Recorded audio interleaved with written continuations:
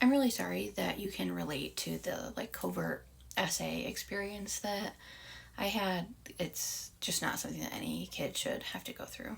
I wanted to do a video response to this because my answer is kind of elaborate. I do not have OCD. However, it definitely makes sense to me that somebody who has a really similar trauma history to me could develop OCD, especially the like intrusive thoughts related to taboo things that you think other people might be thinking when looking at you. I don't know a ton about OCD because I don't have it and I'm not like a professional or anything. But when I had first like learned about OCD as a kid, the version of it that I heard was that it's like just a completely genetic thing and that's that. In the last couple of years of spending way too much time on TikTok within like the therapy, psychology, mental health type community on here, I've seen a lot of therapists talk about how while there is a genetic component to it, they do often think it is or can be correlated to trauma. So like a lot of times whatever the theme of the OCD is somehow related to a trauma for a lot of people. But also just in case it helps, I definitely have, I guess, some degree of like a fixation on how other people are perceiving me. It's just that for me, I don't manage it through like obsessing about what other people might be thinking about me and then doing something to try to get rid of that obsession. I do things like micromanage the way that I dress.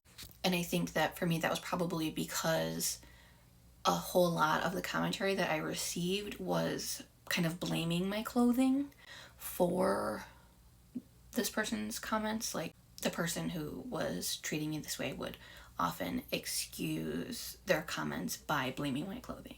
That, when you have a design on the chest of your shirt, you can't expect me to not comment about your boobs.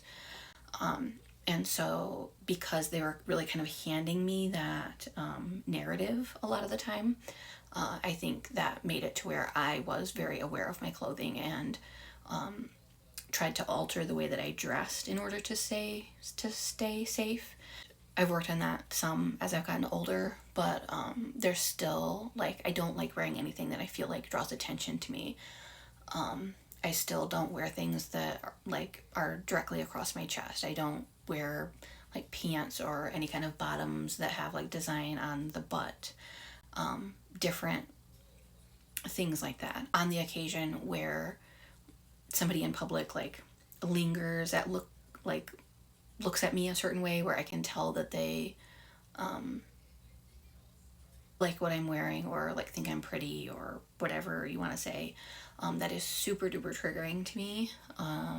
Like when that has happened to me in public spaces like a grocery store, I will want to like leave the store and go home instead of getting my groceries. I don't actually do that, but I really, really want to because I feel that unsafe.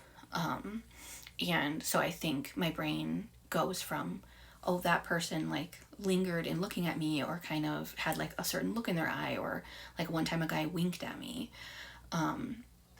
That kind of a thing feels like a full-on threat. Like I am not safe. This person is going to hurt me, which is obviously a significant overreaction to the reality of like being in a store and somebody noticing you. I have a big reaction to being made aware that somebody is perceiving me a certain kind of way. And I think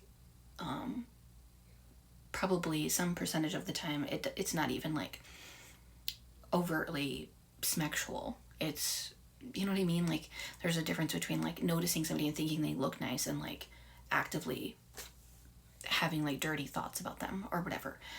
But my brain just really like generalizes all of that into that. And also like even if it was like over, like that doesn't mean I'm in danger. Like doesn't mean they're gonna actually like do anything.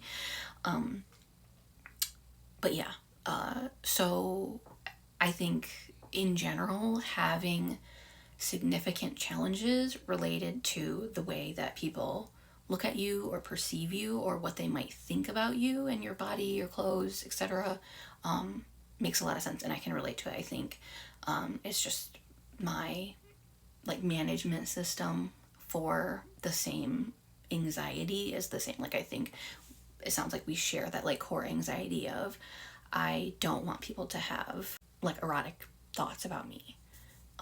And so it sounds like we just maybe cope with it in different ways, but yours totally makes sense to me.